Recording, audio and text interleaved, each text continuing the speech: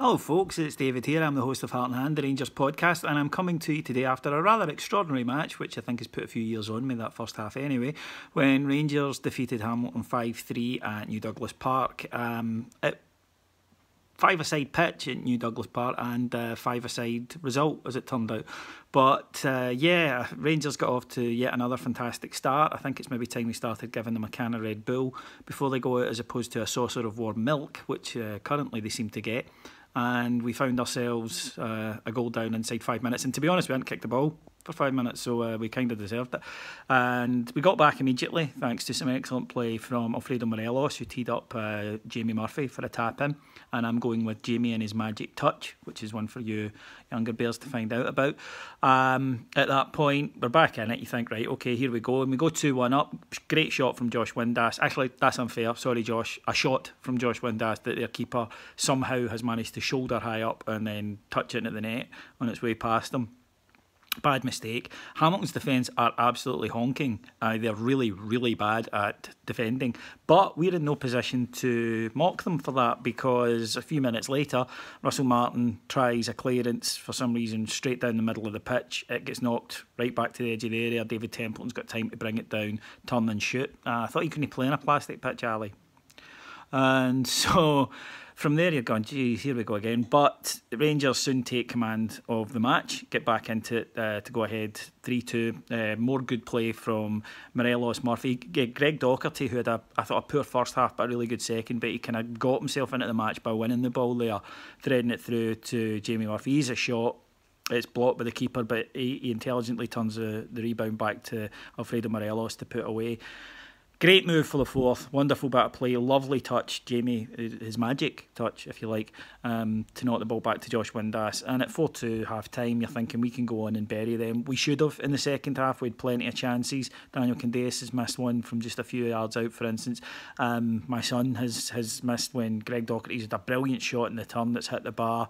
Big Bates has head like a 10-bob bit, as we say in Ayrshire, and managed to screw it past the post. But then we get the fifth, quick throw in, good thinking by Daniel Candeias, puts Alfredo Morelos away. He pulls it back across the box, and there's the unrushing Josh Windass.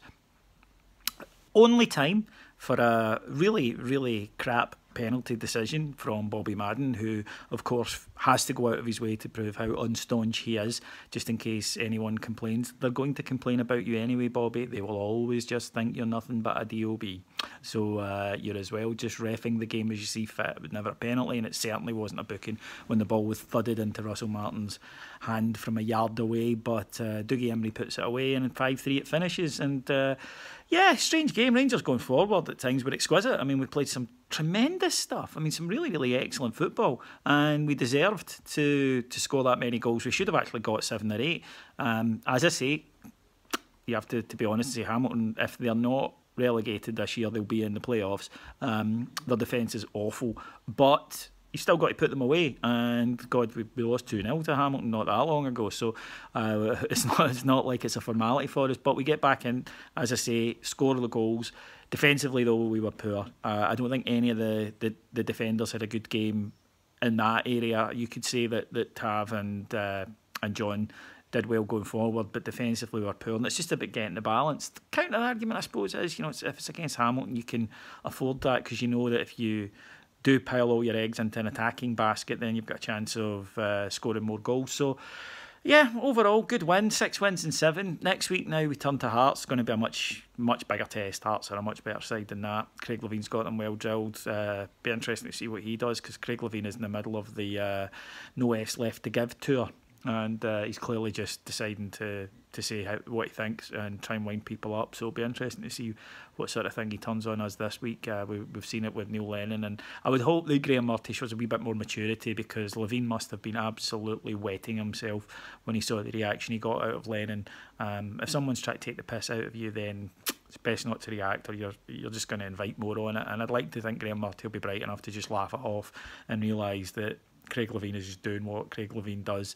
And doesn't worry about it. But we'll need to be more at it on the defensive side of the game. I think today, that's what happens when you play a system that you need two holding midfielders. Neither of them are natural holding midfielders. They just don't sense danger. Goss is a playmaker, he's a passer, he's a very good one, but that's not his game. Doherty, I think, did better when he was asked to drop a little bit deeper in the second half and break up play and get us going on the counter, and he did that well. But we miss Ryan Jack, we miss a Ross McCrory, somebody whose first instinct is, well, could we be in trouble here, and goes to protect that. We've got good attacking players. Thought that Candeas was good today, but I thought that Morelos, Windass and Murphy were all terrific. They had excellent matches today, and Windass is like a new player just now, to use a cliche. He really is. He's just playing on a different level to the guy that's even started this season, and it's good to see he's obviously signed a new deal, and that's nothing but good news for us. So yeah, Heartland win. One of those games that you look back and go, wow, 5-3. It looks closer than it was. You know, at no point, even 1-0 or 2-2, did I think Rangers aren't going to win this.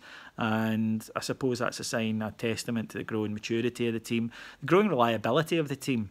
And you can see the belief in them. I mean, there's physical manifestations of it in the way that they play.